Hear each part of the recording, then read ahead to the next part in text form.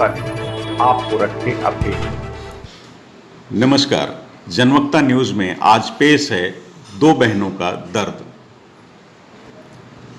UP में अपराधियों के बुलंद हौसले और पुलिस प्रशासन की नाकामी ने इस रक्षाबंधन पर दो बहनों से उनके भाइयों की राखी वाली कलाई को हमेशा के लिए छीन लिया।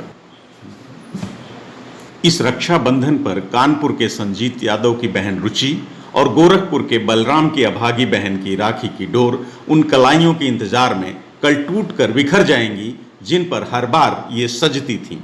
आखिर कौन बांटेगा इनका दर्द? दोनों बहनों की दर्द भरी दास्तान कमोबेश एक जैसी ही है। पहले बताते हैं आपको कानपुर की रुचि के भाई संजीत की मार्मिक दास्तान। संजीत यादव लैब टेक्नीशियन था। 23 जून को बदमाशों ने उसका अपहरण कर लिया। पुलिस प्रशासन से गुहार लगाई पर किसी ने खास तवज्जो नहीं दी। उल्टा पुलिस परिजनों को नई मुसीबत में डाल आई। फिरौती के लिए फोन आया तो मजबूर होकर परिजनों ने घर बार बेचकर 30 लाख रुपए बदमाशों के हवाले कर दिया। लेकिन कई दिन बीत गए, संजीव का सुराग फिर भी नहीं मिला। शायद अब तक अनर्थ हो चुका। पुलिस पर दबाव पड़ा तो उसने कुछ बदमाशों को हिरासत में लिया। तब पता चला कि उन्होंने तो 3 जुलाई को ही संजीत की हत्या करके उसका शव नदी में फेंक दिया था।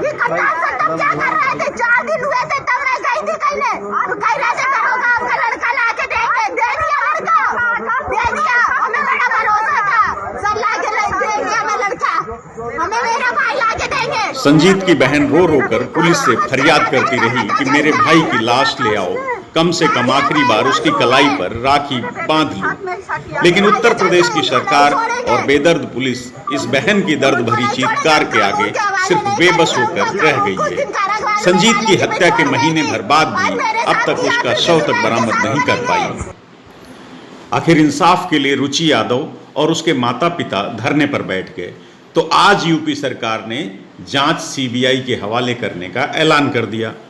अब देखना है कि रुचि यादव को कब और कैसा इंसाफ मिलता है।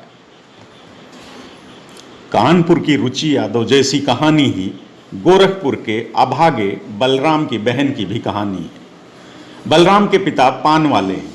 1 करोड़ की फिरौती नहीं दे पाए तो बदमाशों ने उनके इकलौते बेटे को मौत के घाट उतार दिया। अब इस रक्षाबंधन से पहले बलराम की बहन का भी रो रो कर बुरा हाल है। वो कहती है कि मेरा भाई ला कर दो, कहाँ से लाओगे मुझे नहीं मालूम है। अब बलराम की बहन को उसका भाई कौन ला कर देगा, ये सवाल फिजाओं में तैर रहा है। लेकिन जवाब न सरकार दे रही है न पुलिस प्रशासन।